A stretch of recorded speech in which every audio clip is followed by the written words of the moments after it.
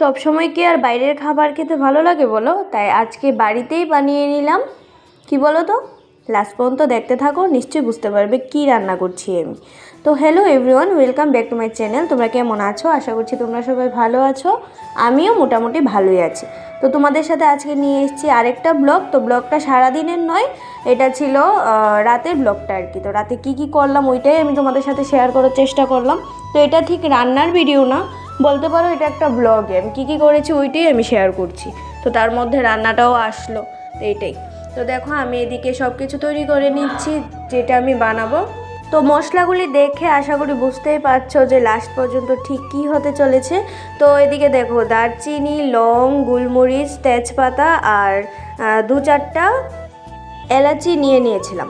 তো তারপর এদিকে আমি আস্তে আস্তে সব কিছু রেডি করছিলাম, আর ওইদিকে চালটা আমি ধুয়ে অলরেডি কিন্তু জল ছড়াতে রেখে দিয়েছি। তো আশা করি তোমরা বুঝেই গেছো আমি কি করছি। হ্যাঁ, আমি আজকে পোলাও করছিলাম। ঘরে চিকেন রান্না হয়েছিল, তার জন্য একটু পোলাও রান্না করছিলাম। সব সময় তো আর বাইরের খাবার খেতে ভালো লাগে না বলো? বাইরেরটা টেস্ট ঠিক আছে, তবে ঘরের রান্নার টেস্টই আলাদা হয়। একদম হাইজিন মেনটেন করে থাকে, ওই জিনিসটার টেস্ট আলাদাই থাকে। তো তারপর দেখো আমি কাজু বাদাম ইউজ করি না, কারণ আমার ঘরে কাজু বাদাম কেউ খায় না, সবাই ফেলে দেয়।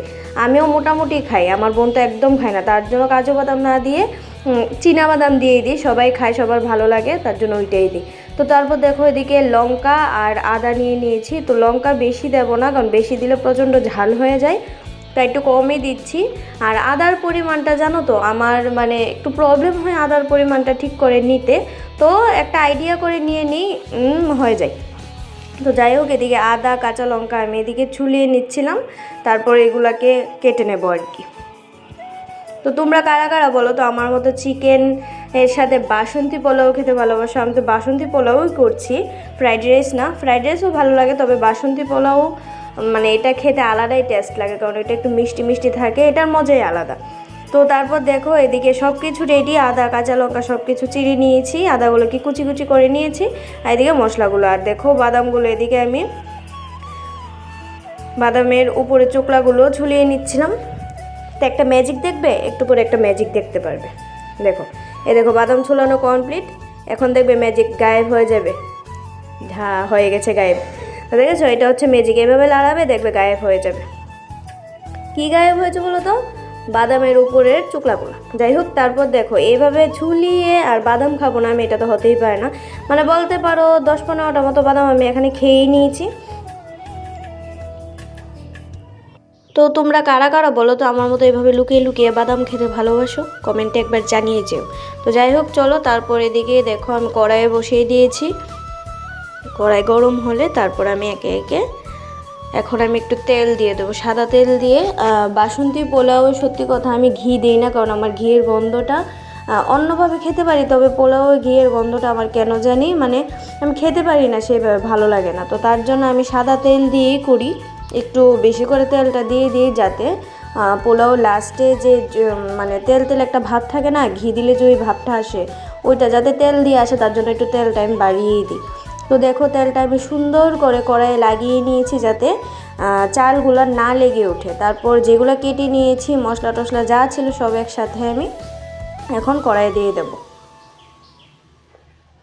তো এটা দেওয়ার সময় যদি আমারটা দেখে কেউ করো, তো আমি এতটুকুই বলবো, তেলে ছাড়ার পর একটু সাবধানে থাকবে, কারণ এই যে মরিচগুলো চিরা হয়েছে এগুলোর মধ্যে তেল ঢুকে ফুলে গিয়ে প্রচণ্ড আরে ফুটে। আমি তো দিয়ে একটু দূরে, দেখো আমি লঙ্কাগুলো তুলে দিয়েছিলাম একটু সময়। তো তারপর একটু লবণ দিলে আবার ফোটাটা বন্ধ হয়ে যায়। তো লবণ দিয়ে ভালো করে এদিকে আমি একটু লাল লাল করে ভেজে নিয়েছি। তারপর এখন আমি আস্তে আস্তে চালটাও দিয়ে দেব।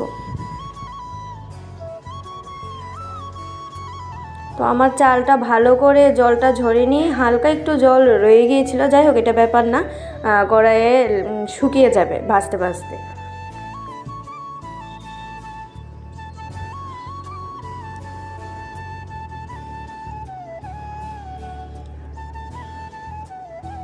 তো এই মুহূর্তে কিন্তু সবাই মনে রাখবে, কড়াইয়ে দেওয়ার পর মানে 2 সেকেন্ড বড় জোর রাখতে পারবে, না হয় একবারে লাড়াতে রাখতে হবে, না হলে কিন্তু নিচে দিয়ে লেগে যাবে, লাল হয়ে যাবে।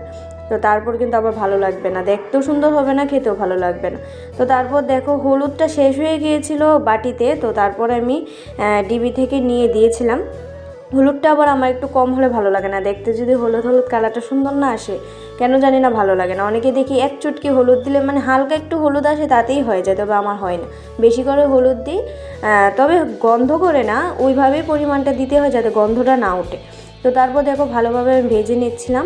তো তোমাদেরকে তো আমি চালটা দেখাতে পারছি না কতটুকু ভাজা হচ্ছে, তো একটু সাদা সাদা হয়ে আসলে তারপর নামিয়ে নেবো আর কি। তো তারপর দেখো মেইন যে পর্বটা ওইটা জল মাপারিওটা, এটা যদি ঠিকভাবে না দিই না তাহলে পোলাও আর পোলাও হবে না, পুরা সিদ্ধ ভাত হয়ে যাবে, মানে একদম দলা দলা পেকে যাবে আর কি। তো দেখো আমি এদিকে 2.5 কড়া চাল দিয়েছিলাম, তো আমি 2.5 কড়া বলতে ডাবল ডাবল দিতে হয়, 3 কড়া জল দিয়েছিলাম।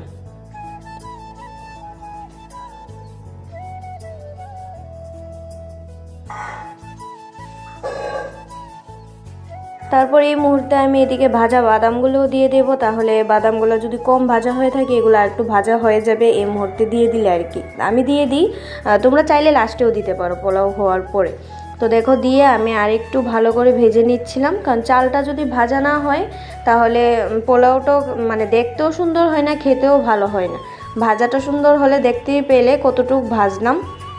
আর একটু ভাজবো, একটু বলতে লাল না হলেই চলে আর কি, একটু সাদা সাদা ভাব হবে।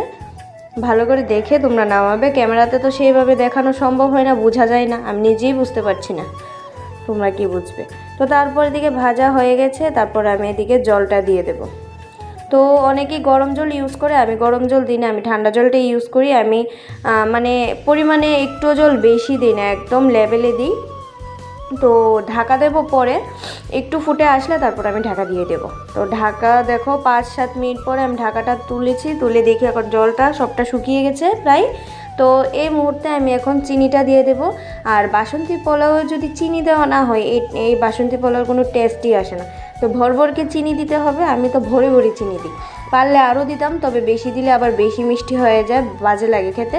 তবে চিকেন ছাড়া খেলে একটু মিষ্টিটা বেশি হলে ভালো হয়, আর চিকেন দিয়ে হলে মিষ্টিটা এতটুকু ঠিক আছে। তো তারপর দেখো এদিকে আমি চিনিটা দিয়ে আরও 5 মিনিটের মতো ঢাকা দিয়েছিলাম। তারপর ঢাকাটা খুলে দেখি 90% সিদ্ধ হয়ে গেছে। তো আর 10% আমি ভালো করে জলটা শুকিয়ে এখন আমি গ্যাসটা বন্ধ করে দেব, বন্ধ করে রেখে দেব। তো বাকি 10% এমনিতেই হয়ে যাবে।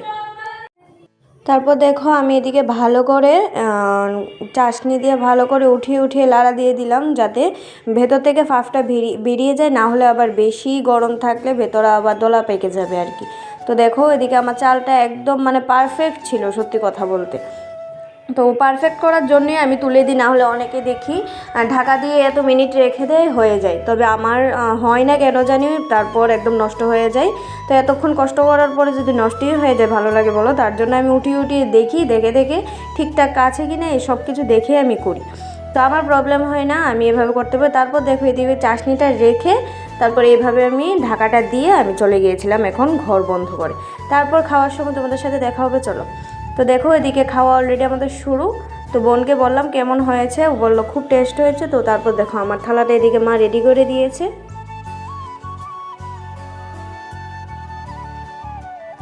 তো দেখো একটু ঝোল নিয়েছি, এখন খেয়ে দেখবো ঠিক কিরকম হয়েছে। তো সত্যি কথা বলতে কি বলবো, অসাধারণ হয়েছিল। তোমরা কারা কারা কারা বাসন্তী পোলাও আর চিকেন খেতে ভালোবাসো আমাকে কমেন্ট করে জানিও, হ্যাঁ।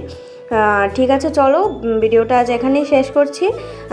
তোমাদের কীরকম লেগেছে আমাকে জানিও, আর ভালো লাগলে একটা লাইক, কমেন্ট আর শেয়ার করে দিও। আর প্লিজ আমার চ্যানেলটা সাবস্ক্রাইব করতে একদম ভুলবে না। চলো নেক্সট কোনো ভিডিওতে তোমাদের সাথে নিশ্চয়ই দেখা হচ্ছে। বাই।